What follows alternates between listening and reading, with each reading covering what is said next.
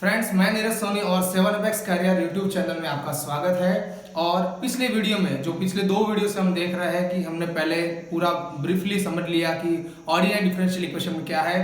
पिछले last lecture हमने separation of variable method को पढ़ा और आज फर्स्ट ऑर्डर डिफरेंशियल इक्वेशन का दूसरा मेथड हम पढ़ने वाले हैं, homogeneous differential equation.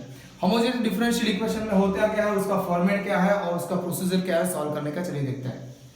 Homogeneous differential equation, नाम ही होमोजेनियस डिफरेंशियल इक्वेशन है। मैंने पहले ही बताया था सेपरेशन ऑफ वेरिएबल, नाम में ही ज्यादातर पता चल जाता है। तो होमोजेनियस डिफरेंशियल इक्वेशन मतलब ऐसा डिफरेंशियल इक्वेशन जिसमें होमोजेनियस फंक्शन हो। यहाँ पर लिखा है कि इसका फॉर्मेट क्या होगा, dy by dx is equal to f1 by f2, function of two variable x and y। वो जो f1 नाम दिया है function of two variable x and y, दूसरा फंक्शन उसका f2 नाम दिया है। यहाँ पर f1 एंड m2 दोनों होमोजेनियस फंक्शन है। फ्रेंड्स, मैं आपको बता देता हूँ कि होमोजेनियस फंक्शन होता क्या है। तो होमोजेनियस फंक्शन में same degree, each term has same degree, each term has equal power और सेम डिग्री, ऐसा बोल सकते हैं, सेम डिग्री। आपने अगर इसका डेफिनेशन पढ़ा, होमोजेनियस जो फंक्शन होता है वो कैसा होता है, ये इसका बेसिक ख्याल है, लेकिन इसका डेफिनेशन है, मैं ये राउंड में समझा देता हूं कि इसको ऐसे भी लिख सकते हैं कि अगर आपका फंक्शन होमोजेनियस है f of x y is equal to अगर t raise to n into f of x y, यहां पर आएगा x को tx से रिप्लेस करो, y को ty से रिप्लेस करो, देन अगर आपका फंक्शन आपको वापस मिल जाता है, जो भी कॉमन टर्म निकलता है t, ओके, उसका जो पावर होता है उसे डिग्री कहते हैं। ये इसका मैथमेटिकल डेफिनेशन है, लेकिन अगर समझ ना हो तो बोल सकते हो इस term has same degree then function is called homogeneous function.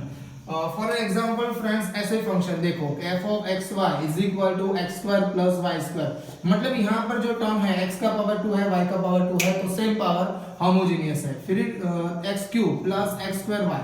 Friends, आपको देखने से ऐसा लग रहा होगा कि होमोजेनियस नहीं है, लेकिन ये होमोजेनियस क्योंकि x का पावर यहाँ पर 3 है और ये जो टर्म है उसका टोटल पावर 3 है, क्योंकि x का पावर 2 है और y का पावर क्या है 1, इसका टोटल पावर 3 हो गया। तो ये function x cube plus x square y भी होमोजेनियस फंक्शन है।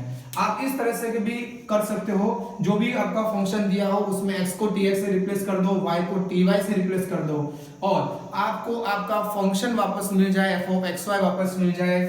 ये t कॉमन निकालने के बाद अगर आप जो भी t वाला term t square t cube जो भी कॉमन निकालते हो, in general t raise to n common निकालते हो, तो कॉमन निकालने के बाद आपका फंक्शन वापस मिल जाएगा और जो पावर रहेगा वो पावर आपका डिग्री होगा। मतलब जो हर एक टर्म में सेम पावर वाला टर्म होगा वो आप कॉमन निकालोगे और जो पावर होगा वो आपका फंक्शन का डिग्री होगा।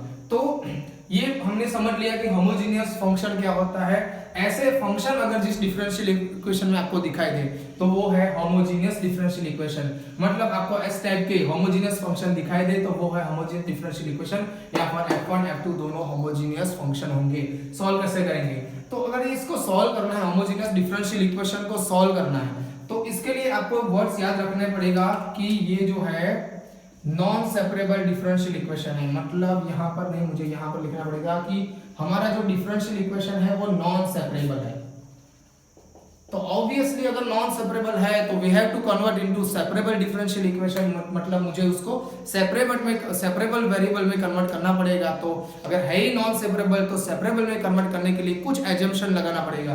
तो कोई भी होमोजेनियस डिफरेंशियल इक्वेशन को सेपरेबल मतलब नॉन सेपरेबल को सेपरेबल में कन्वर्ट करने के लिए आपको y की जगह पर vx रखना पड़ेगा। मतलब y वेरिएबल को आप रिप्लेस कर रहे हो v वेरिएबल से, तो ये एक नया फॉर्मेट आएगा v और x में। जब आप सेपरेट कर दोगे तो v एंड x में आएगा, तो y is equal to vx आएगा और आप दोनों साइड डिफरेंशिएशन अप्लाई करते हो, डेरिवेटिव अप्लाई करते हो, तो y का डेरिवेटिव dy by dx। यहाँ पर यूवी रूल अप्लाई होगा, मैंने लिखा है यूवी रूल रीजन में कि अगर दो टर्म मल्टीप्लिकेशन में होता है डेरिवेटिव आप अप्लाई करते हो, u को एज इट इज रखो, v का डेरिवेटिव प्लस v को एज इट इज रखो, u का डेरिवेटिव। ऐसे ही मैंने किया है, v को एज इट इज रखा, x का डेरिवेटिव आपको मालूम है 1 होता है और v into 1 मतलब 1 v सॉरी, तो v as it is x का डेरिवेटिव 1 और v into 1 मतलब v होगा और प्लस x रखा है और v का डेरिवेटिव dy by dx। तो ये आपको रखना है, दोनों टर्म आपको रखने हैं इन गिवन डिफरेंशियल इक्वेशन। मतलब ये दोनों सब्स्टिट्यूट करने हैं गिवन नॉन सेपरेबल और होमोजेनियस डिफरेंशियल इक्वेशन, तो आपका इक्वेशन लीनियर, आपका इक्वेशन बन जाएगा सेपरेट, आपका इक्वेशन सेपरेबल बन जाए, सेपरेबल वेरिएबल में हो जाएगा कन्वर्ट, लेकिन उसमें वेरिएबल कौन सा होगा, इन v एंड x, मतलब ये दो वेरिएबल में सेपरेबल हो जाएगा।